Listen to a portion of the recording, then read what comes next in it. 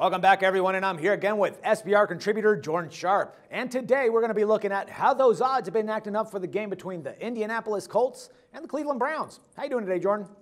I'm doing good, Dax. Thanks, man. All righty, man. So even with the news that Hoyer is going to remain as starter, the Colts opened up as -3.5 favorites on the road. And the only thing that's seen the most movement here has been the juice. Now, the Redskins got pummeled by the Colts 27-49. While the Browns lost to the Bills 10-26 last week. Now, the deal here is both teams have been pretty decent, I would say, at least on the Browns side. The Colts have been awesome. I mean, they're 8-4 straight up and 9-3 against the spread, while the Browns 7-5 straight up and 6-5-1 against the spread. Now, the deal here is if the Browns were 6-6 maybe, I think that we would actually be seeing Manziel starting, and the thing would probably be a little bit different in this case. But, you know, the Colts are completely playing lights out, I guess. You know, they're playing really good. Their defense, you know, started to look better over the weeks. Obviously, right now, Luck is the only guy that right now is en route to surpassing he's the only one that made 4,000 yards so far this season.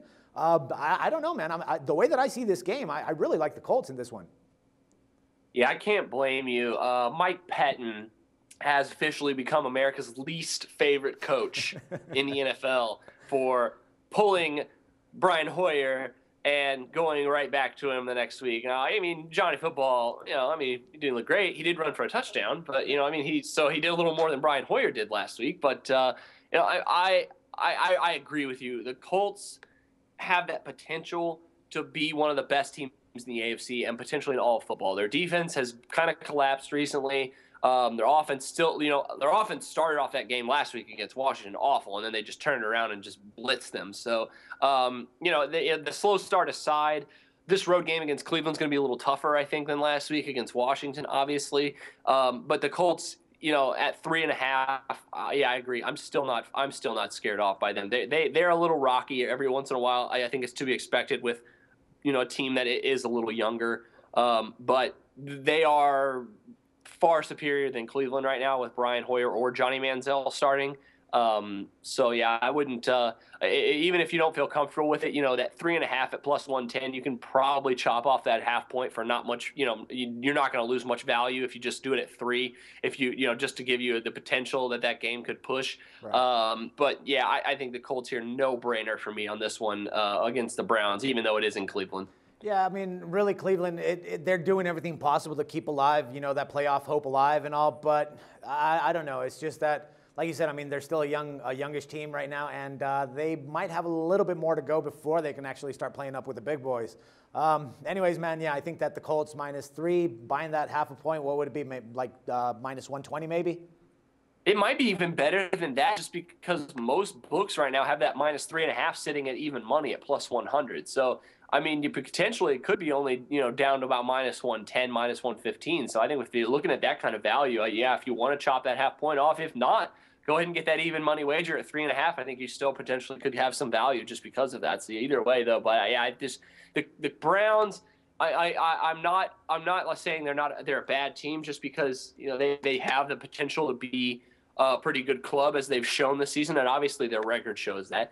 But right now, that run defense is just not playing the way that we thought it would, and that is a huge problem for them, even against the Colts, who really don't run the ball as effectively as they could. I think you're still, you're looking at, even with Hoyer starting, you're looking at an average offense going against one of the best offenses in the entire AFC right now, and and especially with the Browns defense struggling against the run.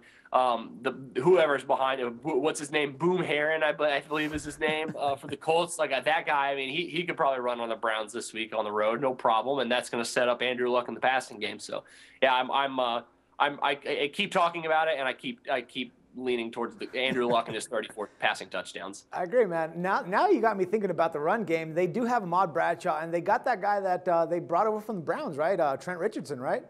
Yeah, well, who? Trent, exactly. I really haven't heard much from him recently, but yeah, no, they're going to be able to run the ball, I think, against the Browns with whomever is in the backfield for this game. So I wouldn't feel too, I wouldn't lose much confidence in that. And I mean, you're looking at Andrew Luck and his arm right now against the Browns defense, even though the Cleveland secondary is really good.